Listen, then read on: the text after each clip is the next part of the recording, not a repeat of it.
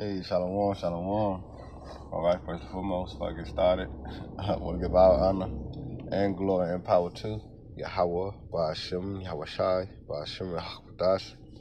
I want to say double honors to our elders, our great apostles, great millstone, GMS, who rule well and teach well, being great example to Israel. All right, man, the elect. I want to say peace and blessings to the hopefully elect on the four corner, presenting the truth and sincerity. All right, the great song that you brought in the bar. I just come with a little quick lesson. All right, through the spitting power of Yahweh Shema Shai. All right, who gave me the inspiration and motivation to do so before the evil times to come. Now, as you see on the screen, systematic design. And what does that mean? As we can see how the system is being ran and how everything is in play, all right, for the Israelite man and woman, which that's how the devils were able to get ahead and control, all right, by systematic designing, all right, this life to keep us in the bind, to keep us in the bucket, as you had heard the term before, crabs in the bucket, you know, and prophecy was fulfilled when it came down to a woman compassing a man. Because when you go into the word compass, it means to be turned back or turned aside or to turn back from. And the woman was created to be a helpmate. She was designed for the man. But in this society, all right, a woman had compassed a man. You got women lawyers, you know, you got women's everything. Women's construction workers, policemen. You know, you got women that's in the power and authority, which in the ancient times, even overseas now, in different countries, a woman have no place of authority. But there was systematic design to break up the houses and break up, all right, the families, but the so-called white man can stay in full control, you know? But it says systematic design often used interchangeably with the system design. It's a structure. See, it's a structure, logical, methodology that integrates systems thinking into the design process. All right, this is the system that designed against the Israelite man and woman. All right, and it said rather than treating a product or problem in isolation, it's analyzed the surrounding environments, interdependencies, and long-term impact across the entire system. And that's what has been built. Now, in this video, I'm going to show you how the so-called white man, all right, played the system and played us against one another. And Lord willing, y'all brothers to be edified, you know, while they allow down. Check this out.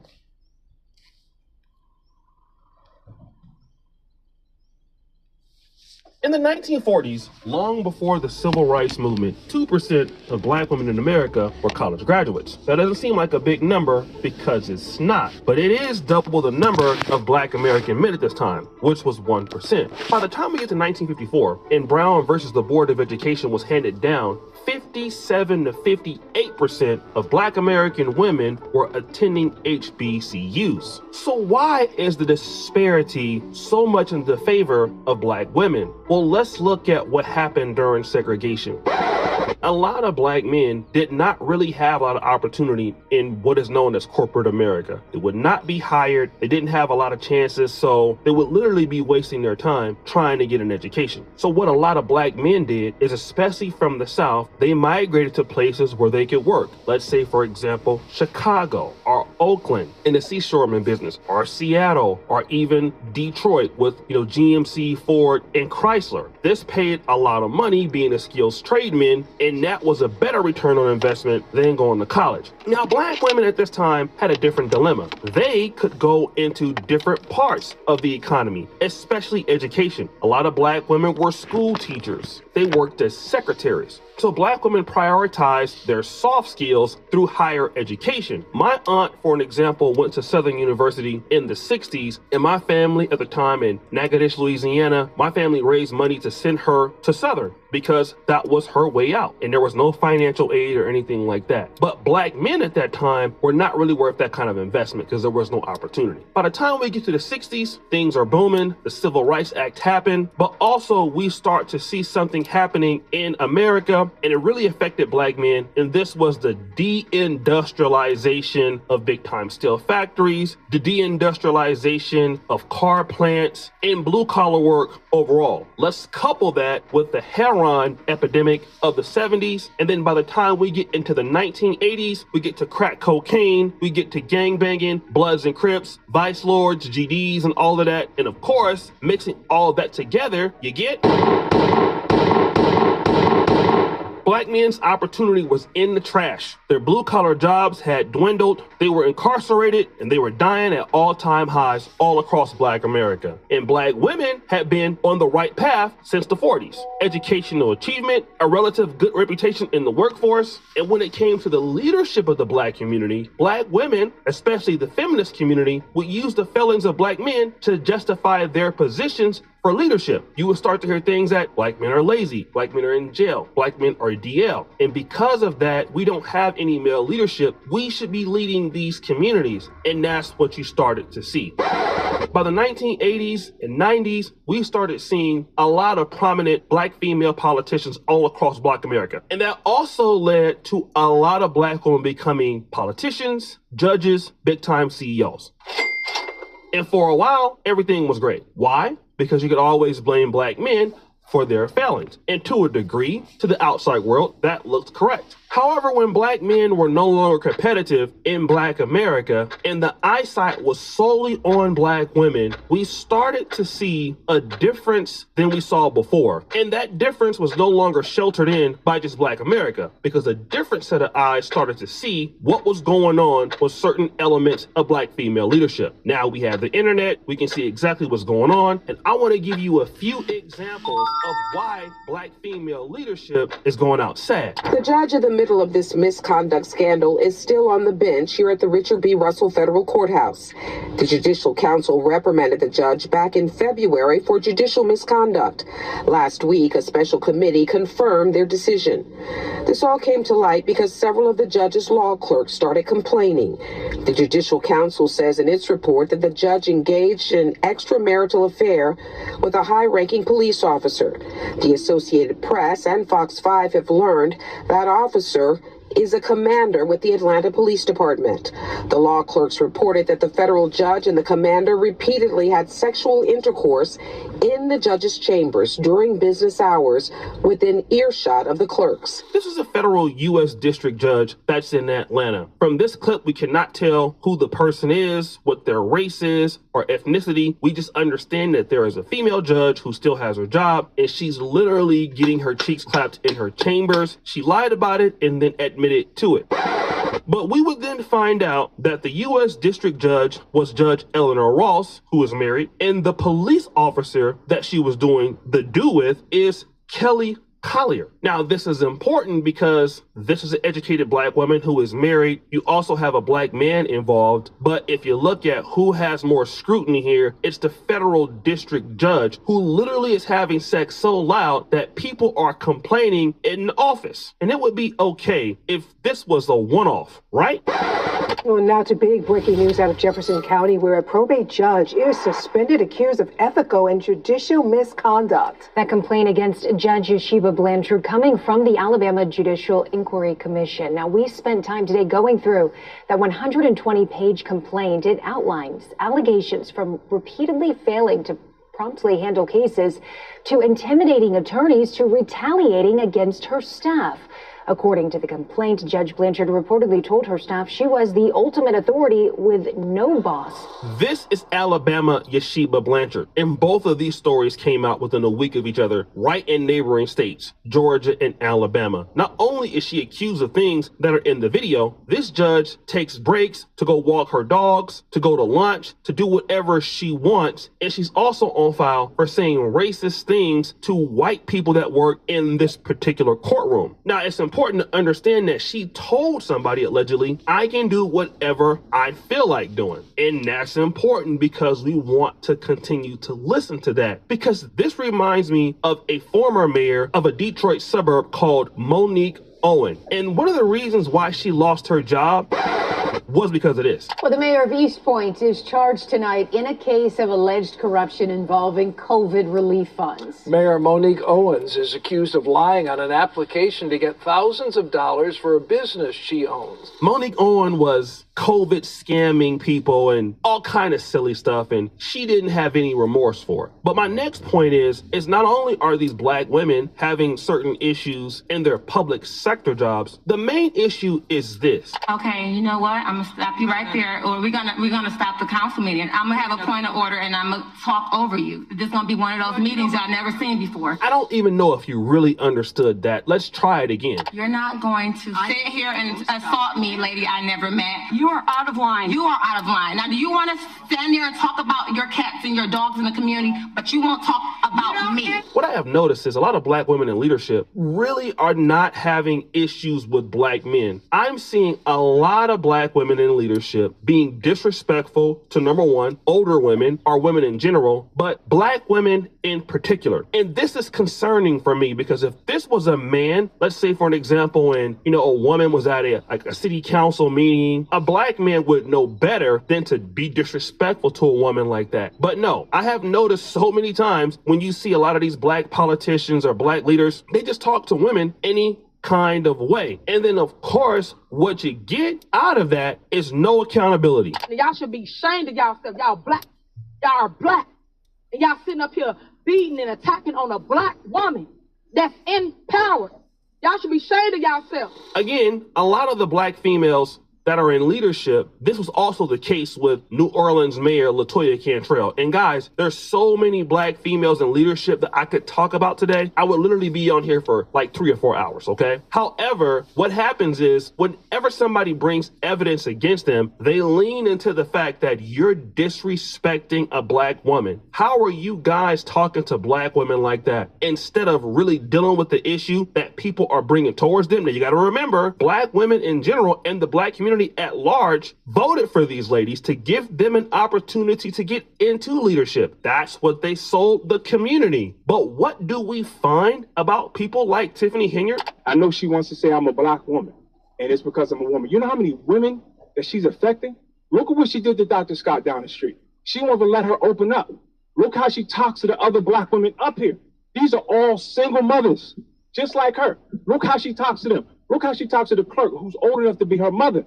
Look how disrespectful she is. I want to give a good shout out to my brother, Edward Steve. He's out there as a trustee in the village of Dalton. One of the things that he talked about in this particular city council meeting was that Tiffany Henyard was very disrespectful to black women. Really, the issue wasn't so much disrespecting black men, but disrespecting other women. Again, a lot of times people complain about black men are not this, black men are not that. But all the time, trust me, you will always see this. Black women being rude to other sisters for no reason at all. And it's because I'm a woman, I'm the boss, you do what I say, or you get kicked out. Now, again, I'm not talking about all black women who are in leadership. Obviously, we understand that. But many cases that we're seeing that are coming out, this is absolutely the case for the women in question. And for me, one of the best cases was former Fulton County Commissioner Natalie Hall.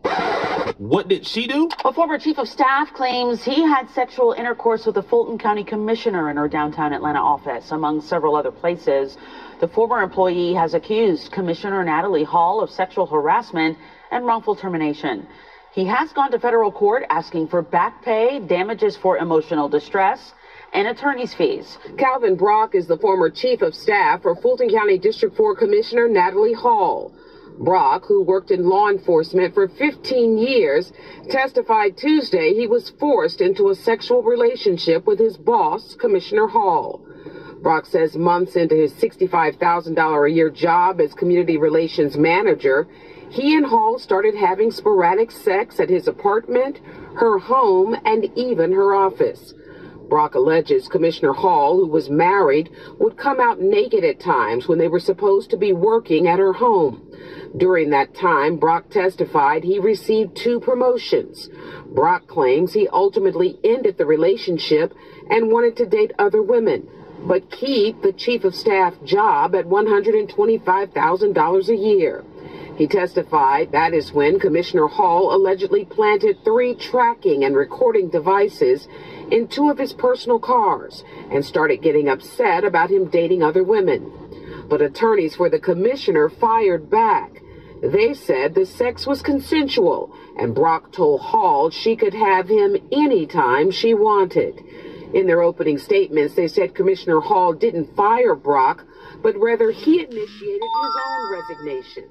They also stated Brock welcomed the sex on numerous occasions. You see, Natalie Hall was the Fulton County Commissioner. Right underneath her, the person that was working for her was a guy by the name of Calvin Brock. Now, again, you're not supposed to sleep with people that you work for. I mean, we all found that out with Fannie Willis, but we won't even go there right now. Let's just stick to this. When it came to Natalie Hall, she put a tracking device literally underneath his car. And when he wanted to break things off or see other women, well, she fired him. He was making $125,000 a year, I believe, and he had to basically take this to court. And you want to know what happened? He got $1 million settlement. She had to leave office in 2024. She tried to even stay, and now she's trying to rerun again in 2026. Well, what's the message here, O'Shea? And I'm glad you asked that question. Again, I'm a person that's so happy that Black women have achieved what they have achieved in education, in the private sector, or even the public sector. But when you want to be leaders, you got to understand people are now focused in on you more. And you're in the spotlight. When you are in the spotlight, you got to behave in the spotlight. And what's happening as time goes on is that a lot of Black women just can't say that Black men are their only problem. Well, Black men are responsible for this. Well, Black men are that. Black men are this and that. So if we can remove them and give us control of the Black community, you're going to see a difference. And now what we're seeing is that Black women have some problems that maybe we didn't know about, but now it's coming out. And so people are starting to become questionable about certain elements of Black female leadership that has nothing to do with the Black male influence. And leadership comes with sacrifice. You know, the Black community got a problem with leadership, both men and women. But once you want to be the leader, it's not for you to use your power to do whatever you want. You have to be a leader to sacrifice to do whatever you said that you were going to do. And again, when other groups see this, white, Black, Asian, they give you the opportunity to become the first federal district judge, the Fulton County Commissioner, Monique Owen in East Point, Michigan, or Tiffany Henyard in Dalton. Then what happens is they come back and say, well, the last time we gave a Black person an opportunity or a Black woman an opportunity, see how they acted. And then what happens is it hinders the development of Black women who want to come behind that and actually do a decent job. And that's my plea. Don't mess it up for the future sisters out there that actually want to do the work. It's a lot of Black women out there who do a lot of good work in Black churches, in the Black community, nonprofits. You know, I've been saying this all my life. A lot of Black women are involved in helping people get into HBCUs. I know that was the case when I was coming up. They would have the HBCU Expo in Los Angeles, and you would see a lot of Black women volunteering their time trying to help people from the Black community get into slots of college admission. And they were doing a lot of this work for free of charge. So you have sisters out there who will do this work. But then once you get somebody out there that embarrasses the Black community, you put a stain on these certain women, and it's not fair to the women out there who would actually do a good job. So guys, what do you think? Comment below. Was I reaching on this? Is Black female leadership going outside? I mean, you tell me in the comments. Subscribe, hit the bell. We out. The only thing he should just said at the end, it's not good for a woman to be in the seat of a power or authority. Leave it up to the man. Because you see, you know, what happened when a woman get in the position of authority. All right? That's why the scriptures say he have deprived her of wisdom. See? Because the so-called white man, he know that a woman not meant to be in power. All right? But in order to break the household, in order to break, all right, the bond, which is the curses. Because remember, the curses say that how I shall be evil towards. It said the woman, I shall be evil towards her husband. That's in the curses. So this was systematic design for that curse to play out. You see? But yeah, these women's going out bad. All right, so Lord willing, y'all brothers are edified. And once again, give all honor and glory to Yahweh, Ba'ashim, Yahweh Shai, Ba'ashim, Hakwadash. Hey, remember, watch, what is pray, and put Yahweh Shema Shah. Shalom.